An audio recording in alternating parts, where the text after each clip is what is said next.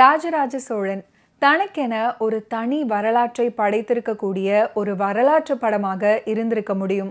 ஆனால் அதன் தயாரிப்பில் அனைத்து முயற்சிகளையும் மேற்கொண்ட போதிலும் அந்த படமானது வசூல் ரீதியாக தோல்வியுற்றதாக கருதப்பட்டது. அது தமிழ் திரையுலகின் மிக முக்கியமான கூட்டணிகளில் ஒன்றான சிவாஜி கணேசன் அவர்கள் மற்றும் ஏபி நாகராஜன் அவர்களுடைய கூட்டணிக்கு முற்றுப்புள்ளி வைத்த அளவுக்கு ஒரு மாபெரும் ஏமாற்றமாக அமைந்தது. புகழ்பெற்ற அந்த ஜோடி இணைந்து நடித்த 12 படங்களில் இதுவே கடைசியானது. ஏபி நாகராஜன் 1962 சிவாஜி அவர்கள் நடித்த வடிவுக்கு வளைகாப்பு திரைப்படத்தின் மூலம் இயக்குனராக தன்னுடைய பயணத்தை தொடங்கினார். ராஜராஜ சோழன் திரைப்படத்தின் தோல்விக்கு முன்பு வரை இந்த 2 பேருமே அந்த காலத்திற்குரிய பல உணர்வு பூர்வமான படங்களை உருவாக்குனாங்க. அவற்றில் என்றும் பிரபலமான தில்லானா மோகனாம்பாள் மற்றும் சிவாஜி அவர்களின் 9 வேடங்கள் கொண்ட பிரம்மாண்டமான நவராத்திரி ஆகியவையும் அடங்கும்.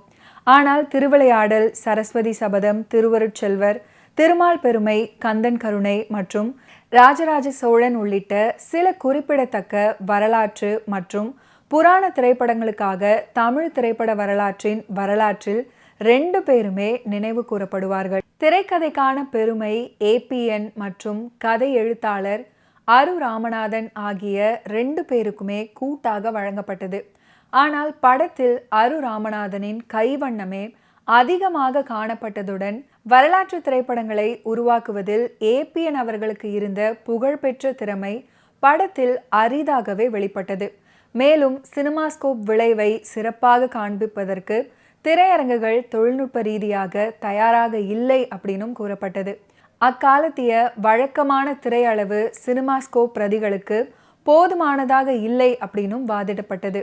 இசை ஆர்வலர்கள் மத்தியில ராஜராஜ சோழனின் பாடல்களுக்கு ஒரு தனி பட்டாளம் இருந்தாலுமே திருவிளையாடல், சரஸ்வதி சபதம் போன்ற படங்களின் பாடல்களைப் போல அவை பெரிய அளவில் வெற்றி பெறவில்லை. ராஜராஜ சோழன் திரைப்படத்துக்காக LR ஈஸ்வரி அவர்கள் ஒரு சில அற்புதமான பாடல்களை பாடியிருக்காங்க. அதில் ஒரு ஃபென்டாஸ்டிக்கான பாட்டு தான் மயக்கும் மன்னன் அப்படின்னு தொடங்கக்கூடிய பாட்டு. பாடலுக்கு உண்டான வரிகளை KD சந்தானம் எழுதியிருந்தார். விமர்சனத்துக்கு உள்ளான மற்றொரு விஷயம் படத்தின் இசை. சிவாஜி, ஏபிஎன் திரைப்படங்கள் அனைத்திலையுமே கர்நாடக இசை நிரம்பிய சிறந்த பாடல்கள் இருந்துச்சு. அவற்றுக்கு எல்லாமே KV மகாதேவன் தான் இசையமைச்சிருந்தாரு. ஆனால் ராஜராஜ சோழனின் இசைக்கு ஏபிஎன் குன்னக்குடி வைத்தியநாதனை தேர்ந்தெடுத்தாரு. தற்செயலாக குன்னக்குடி வைத்தியநாதனின் திரையுலக அறிமுகம் ஏபிஎன்னின் வா ராஜா வா படத்தின் மூலம்தான் நிகழ்ந்தது.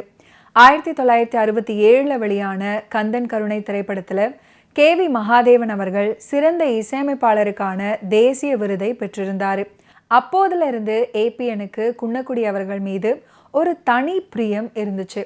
ஆனால் அந்த படத்தில் ஒரு பிரபலமான பாடல் இடம்பெறுகிறது.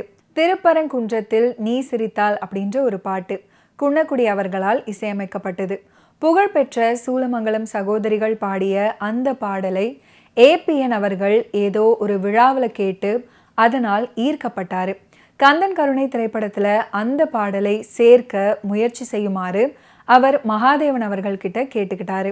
அவரும் அந்த வேண்டுகோளை ஏற்றுக்கொண்டார். ஏடு தந்தானடி அப்படின்னு தொடங்கக்கூடிய மற்றும் ஒரு பியூட்டிஃபுல்லான பாடல் ராஜராஜ சோழன் திரைப்படத்தில் இடம் பிடிச்சிருக்கும். இந்த பாடலை சீர்காழி கோவிந்தராஜன் மற்றும் எஸ் வரலட்சுமி அவர்கள் இணைந்து ஃபென்டாஸ்டிக்காக பாடியிருப்பாங்க. பாடலுக்கு உண்டான வரிகளை கவியரசர் கண்ணதாசன் எழுதியிருந்தார். ஓகே வியூவர்ஸ், இன்னைக்கு நிகழ்ச்சியில் நடிகர் திலகம் சிவாஜி கணேசன் அவர்களுடைய ஃபிலிம் கெரியரில் நடந்த பல இன்ட்ரெஸ்டிங்கான விஷயங்களை நீங்கள் பார்த்து தெரிஞ்சிருப்பீங்க. மீண்டும் அடுத்தடுத்த எபிசோட்ஸில் சந்திப்போம். நன்றி, வணக்கம்.